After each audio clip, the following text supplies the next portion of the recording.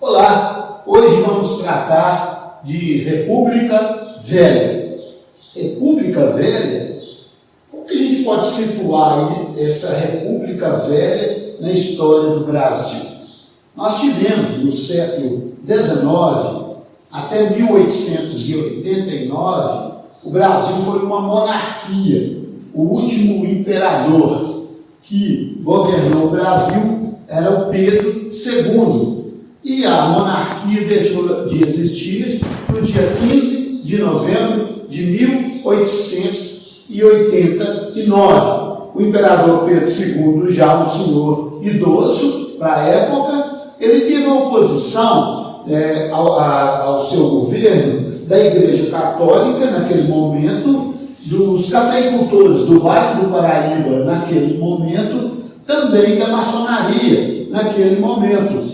E também o setor médio da população não via com bons olhos esse governo do Pedro II, que não relativizava a importância desse setor médio da sociedade. Então, o que houve com a falta de apoio do exército brasileiro ao imperador também originou-se da Guerra do Paraguai. Quando o Brasil vence a Guerra do Paraguai, o exército brasileiro acredita que vai ter a mesma importância que a marinha brasileira, mas o imperador tinha uma preferência pela marinha. Dessa forma, então, o exército brasileiro fica, grande parte dele, contrário ao governo do Pedro II. O problema com a Igreja Católica e com a maçonaria foi que o Papa, da época, proibiu que católicos tivessem relações sociais com maçons, que a igreja fizesse casamento, batizado, crisma e outras ações com maçons. Como Pedro II detinha o direito da organização da Igreja Católica dentro do Brasil, era o império que pagava o salário dos padres, o imperador não deu beneplácito, ou seja, ele disse: quem manda na Igreja Católica aqui, nesse sentido social, é o imperador e não é o Papa. Inclusive, nós tivemos 2 sacerdotes que foram presos porque obedeceram o Papa e não ao imperador. Com isso, então, nós tivemos aí no final do século XIX uma oposição ao Pedro II. Nós tivemos, por último, também a oposição do Baronato do Vale do Paraíba. Por que do Baronato do Vale do Paraíba? Porque a mão de obra que sempre moveu o Vale do Paraíba é a mão de obra do negro escravizado.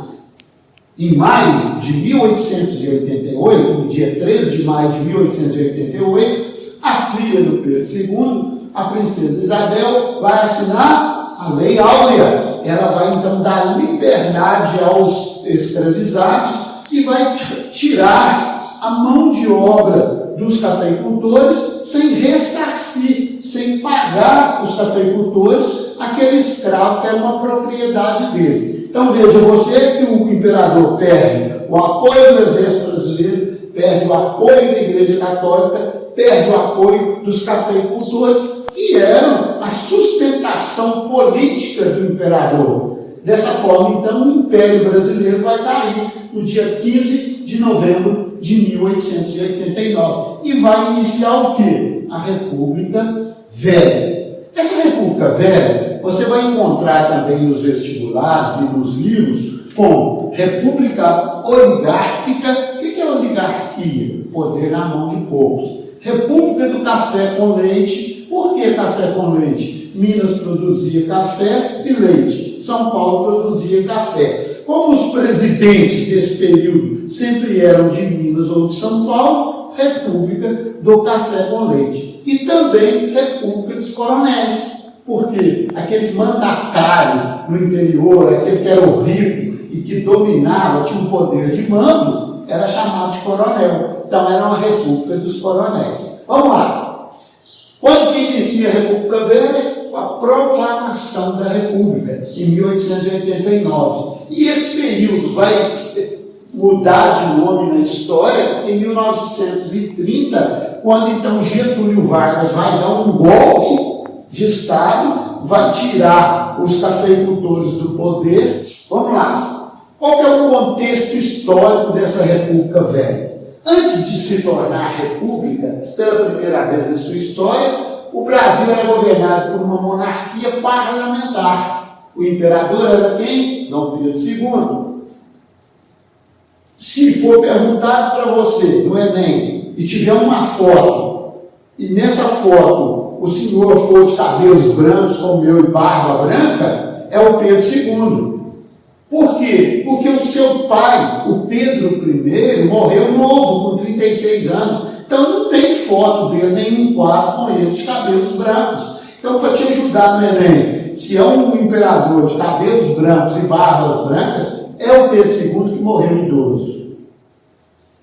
O fim do Império no Brasil, em resumo, está associado a seguintes fatores. Nós explicamos agora mesmo. Quais são os fatores que derrubaram o Império? A questão militar, eu já expliquei, não é verdade? Que os militares ficaram contra o imperador em função, né, de soldo, de recebimento e de reconhecimento.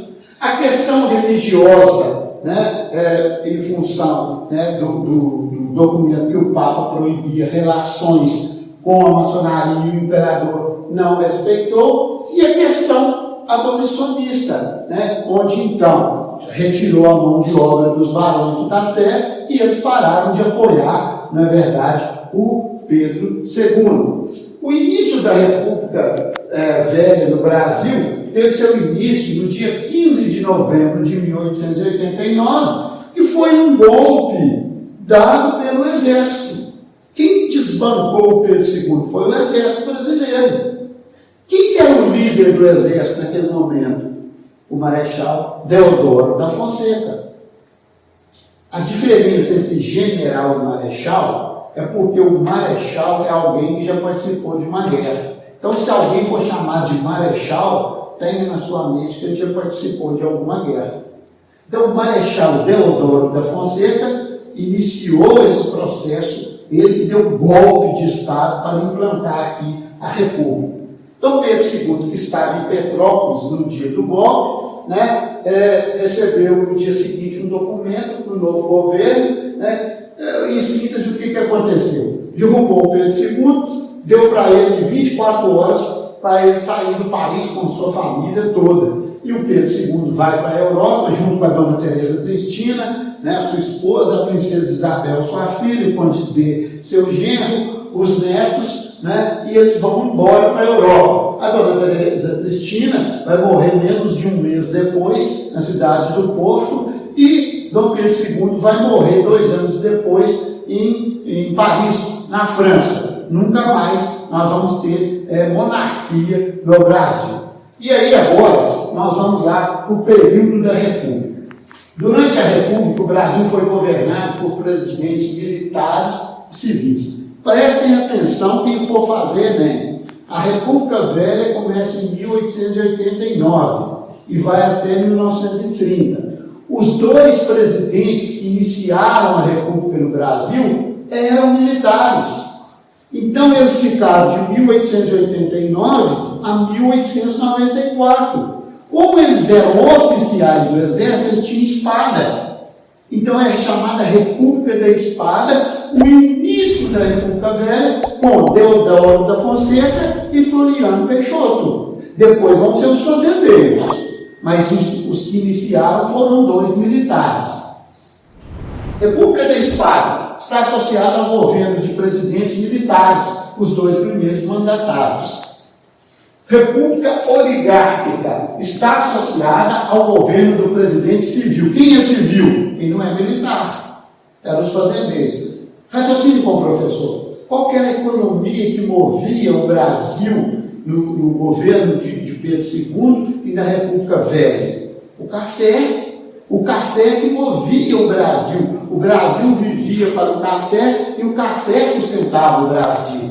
Dessa forma, então, quem vão ser os presidentes depois dos 2 militares? Está fácil de fazer no Enem. São os representantes dos fazendeiros, dos produtores de café. Então nós temos a República Oligárquica, né, de presidentes civis ligados às oligarquias rurais dos estados de São Paulo e Minas, também conhecida como política do café com leite. Sabe como é que ele fazia isso? Eles faziam o seguinte, eles combinavam entre si. Esse mandato, um representante de São Paulo, no outro, o de Minas, no outro, o de São Paulo, no outro, o de Minas. Então houve, sim, alguns presidentes de outros estados, e às vezes houve São Paulo, e depois Minas, mas, no geral, foi Minas, São Paulo, Minas, São Paulo, Minas, São Paulo. Política do café com leite. O Deodoro da Fonseca, né, ele ficou pouco tempo no poder. Ele ficou de 15 de novembro de 1889 a 23 de 11 de 1891. E ele vai renunciar. Para você ver essa sede de tomar o poder, e vai renunciar. E aí vai assumir, com contestação, né, dos militares, o vice, que é o Floriano Peixoto. Esse sim vai ficar de 23 de 11 de 1891 a 15 de 11 de 1894, também chamado de Marechal de Ferro, porque o Floriano Peixoto, ele era duro, ele era muito seguro nas suas ações, então era chamado de Marechal de Ferro.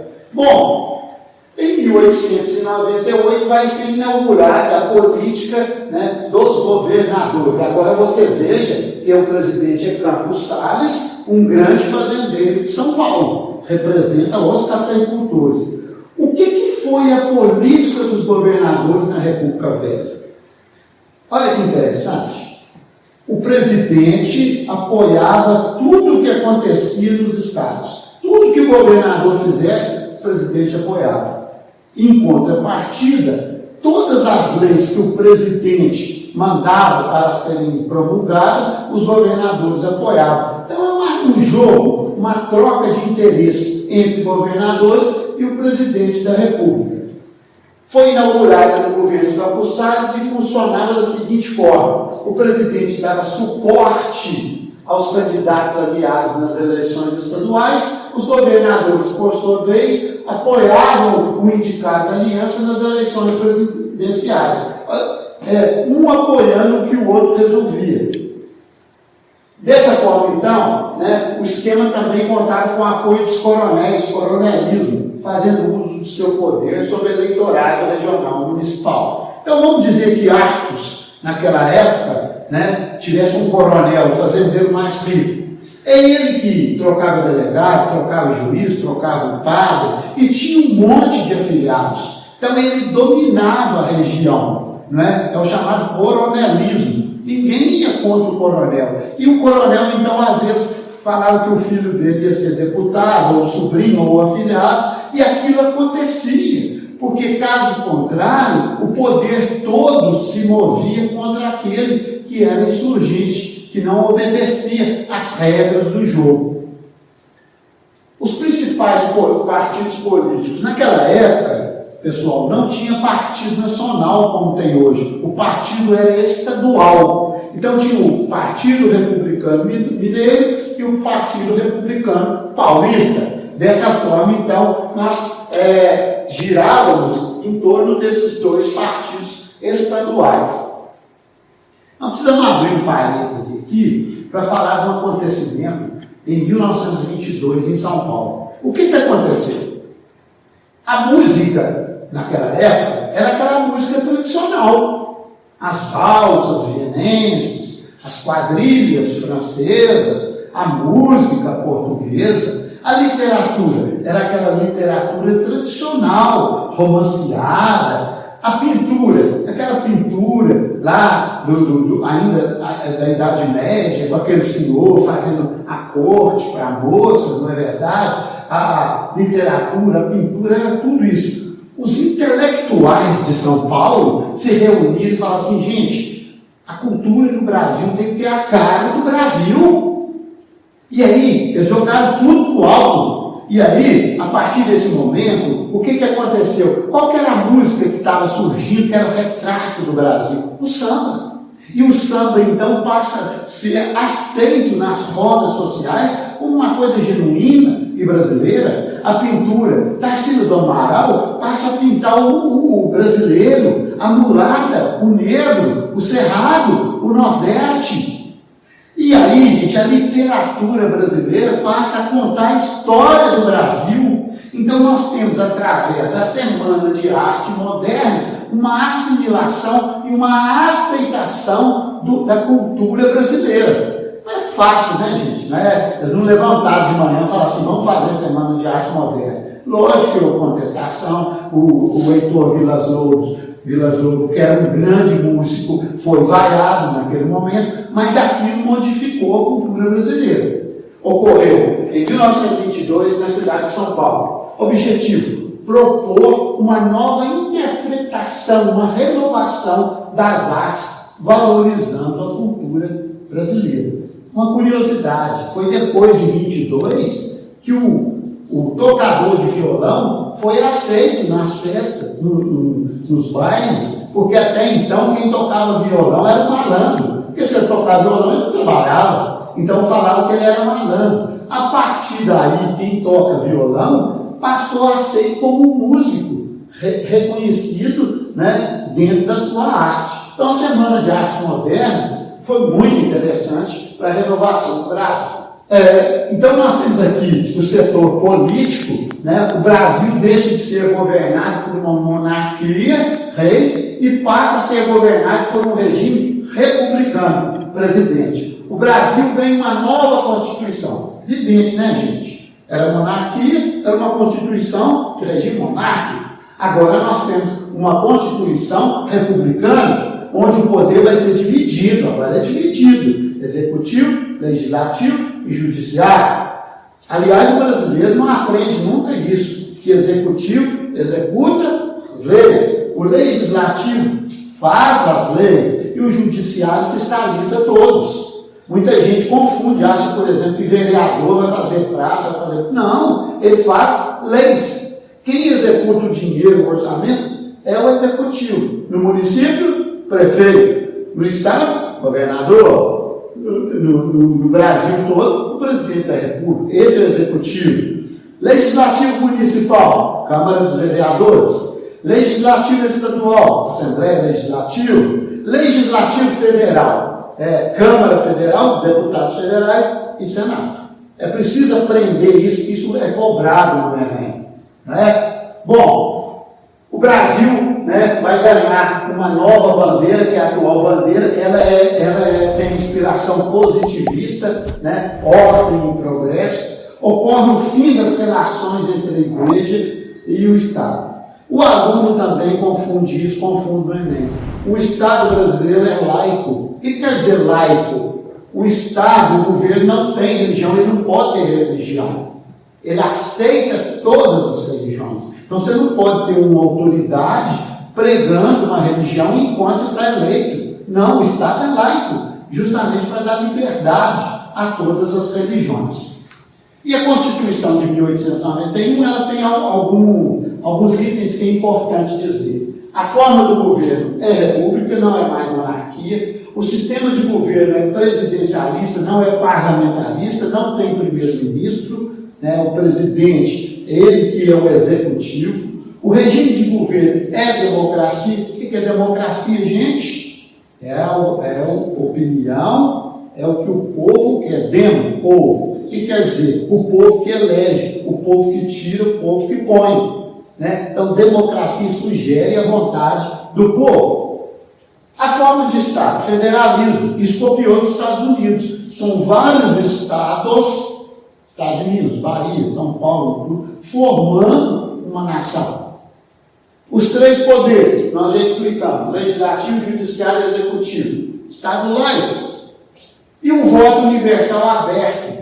Aqui, né, não é como hoje. Naquela época, eram maiores de 21 anos, brancos e de poder aquisitivo. Letrado, que era alfabetizado. O setor social. No setor social, o país se encontrava desestabilizado devido ao clima de fraudes eleitorais e ocorrência de diversas revoltas sociais.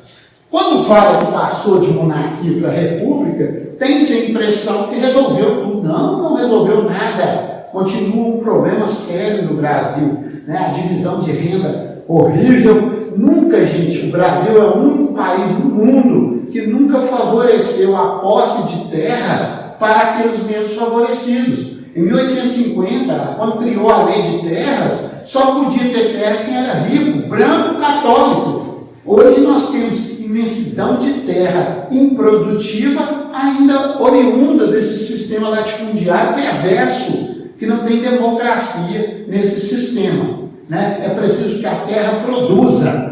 Se você tem a posse da terra, é preciso que ela produza. E não dizer o seguinte: comprei minha, se eu quiser produzir bem, se eu não quiser, amém. E aí a população, como que fica?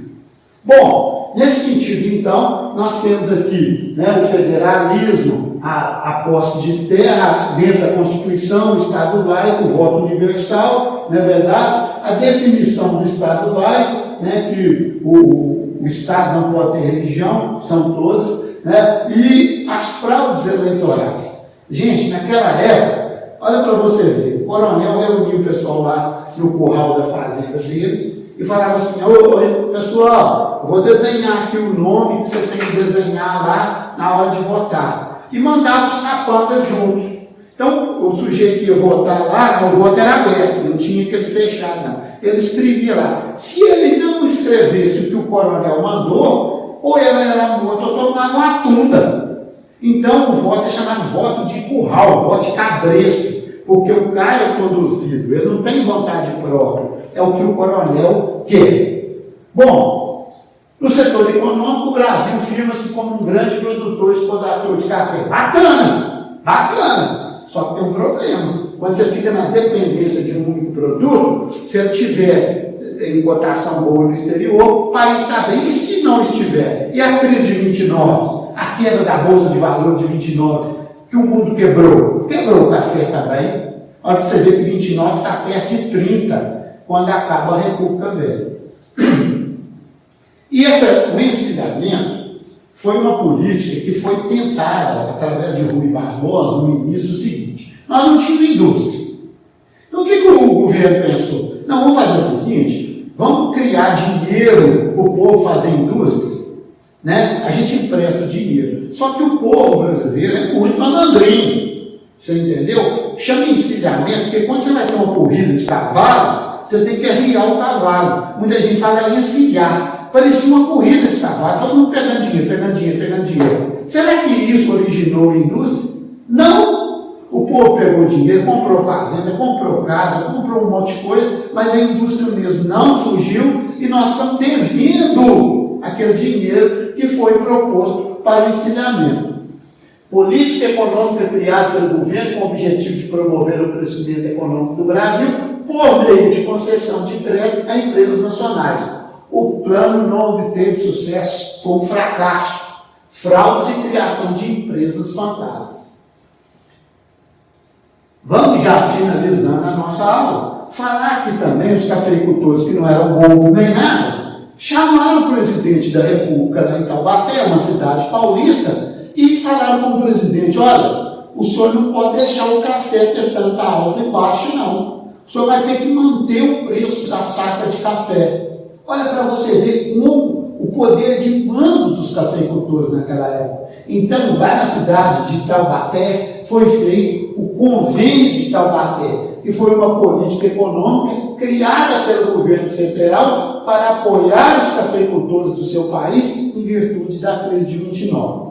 Se o aluno for esperto, ele vai pensar assim: mas peraí, Minas, São Paulo, Minas, São Paulo, Minas, São Paulo, e no resto dos estados? Está quietinho?